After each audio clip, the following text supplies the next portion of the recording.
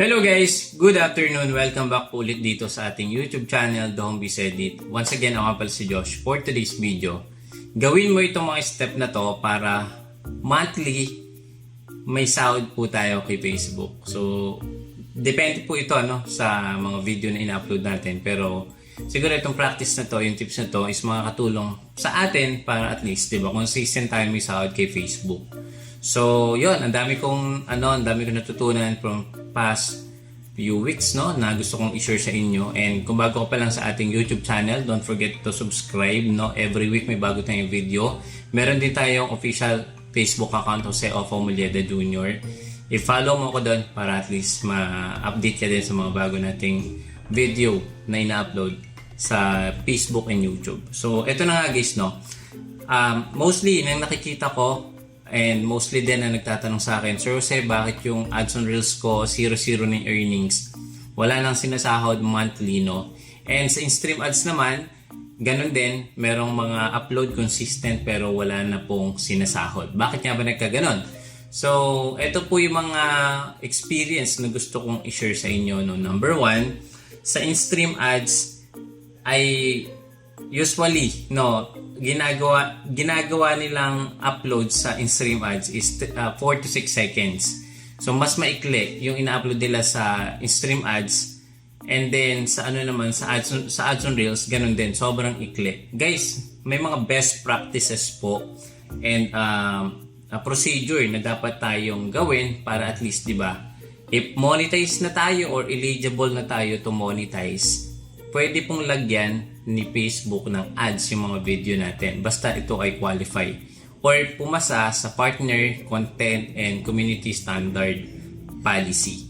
So kung kayo po ay monetize, lahat po ng inyong tools ay kulay green, ibig sabihin kayo ay qualified at pwede kayong kumita. Yun nga lang, dahil sa mga maling practices natin na sinasang-ayunan natin ibang creator, hindi ko naman sinasabi na huwag kayong sumunod, but again, doon pa rin tayo mag-base kung ano yung best practices na in-offer ni Facebook sa atin. Number one, kung tayo po ay mag-upload sa in-stream ads, better na habaan po natin yung ating video sa in-stream ads. Take note, magkaiba po yung in-stream ad sa ads on Reels. Yung in-stream ads po, ito po yung long form video. Depende po sa inyo kung ano po yung format ng video nyo. Pwede pong portrait, yung patayo, and then pwede rin naman yung pa-landscape, yung 16:9. So, dalawa lang naman yung format niyan. 9:16 and 16:9. So, mamimili kayo doon kung ano po yung pipiliin nyo. Pero may mga ibang creator na minsan talaga mali yung pag-upload nila.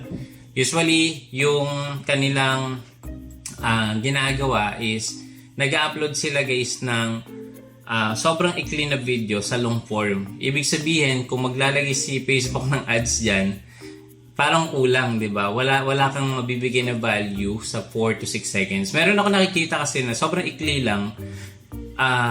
Parang ang kinukuha lang talaga nila is views and followers. So, pwede yun kung yun yung target nyo.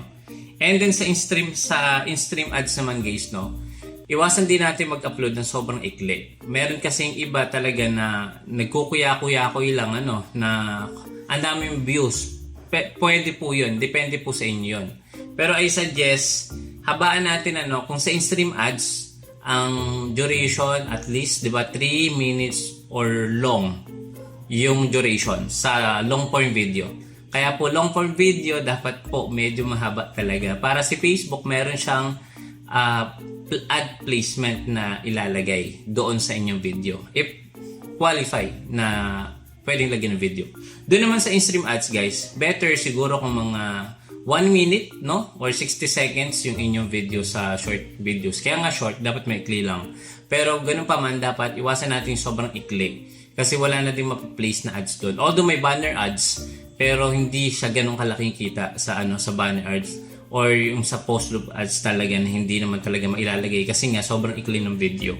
So take note po yan, napaka-importante po ng best practices na yun. Number 2, hindi po natin talaga may iwasan si Facebook is nagbabago talaga ng algorithm. Before po talaga na-experience natin lahat ng mga naging content creator kay Facebook, malaki po yung kita sa short video. or sa ads on Reels. But again, way back po noong 2020, 2020 nagbigay, tama ba ako kung matatandaan natin 2020, nag-allocate po si Facebook ng $1 billion sa mga content creator dahil alam naman natin yung competition sa short video is lumamang talaga si TikTok. So yun nga na naglagay ng budget ng 1 billion si Meta or si Mark Zuckerberg sa short form video dahil bago pa lang yun.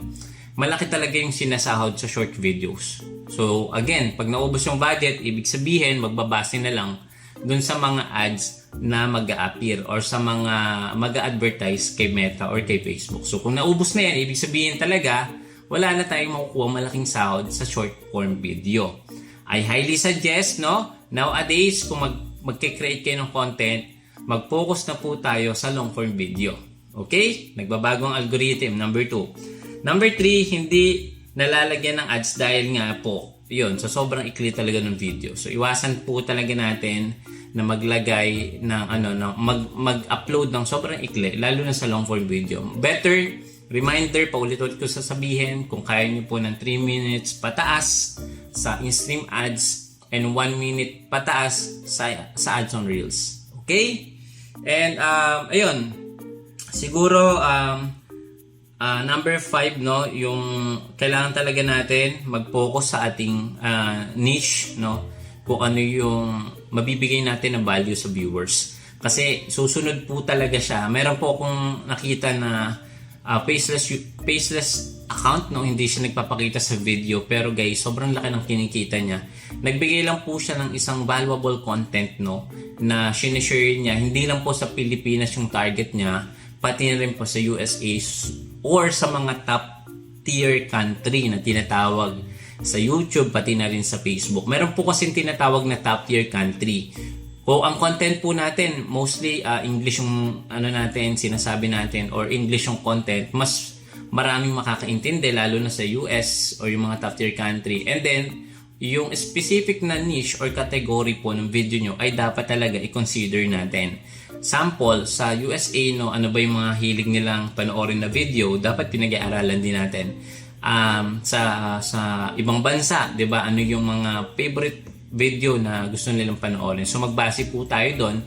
Hindi lang tayo mag-market ng video natin dito sa Philippines. Pwede rin tayo mag-market sa ibang bansa para mas mataas yung CPM or yung click per mile. Ibig sabihin, kung yung video natin ay napanood sa ibang bansa, mas mataas po yung potential na cost ng ads doon.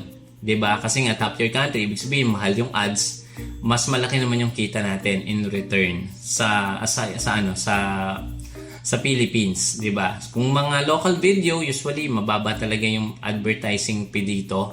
And then sa ibang bansa talaga mas malaki po yung click per mile or yung CPM per 1,000 views, 'di ba? So yun lang guys, kung gusto niyo po ng mga ganitong tips and tricks and guide, don't forget to subscribe.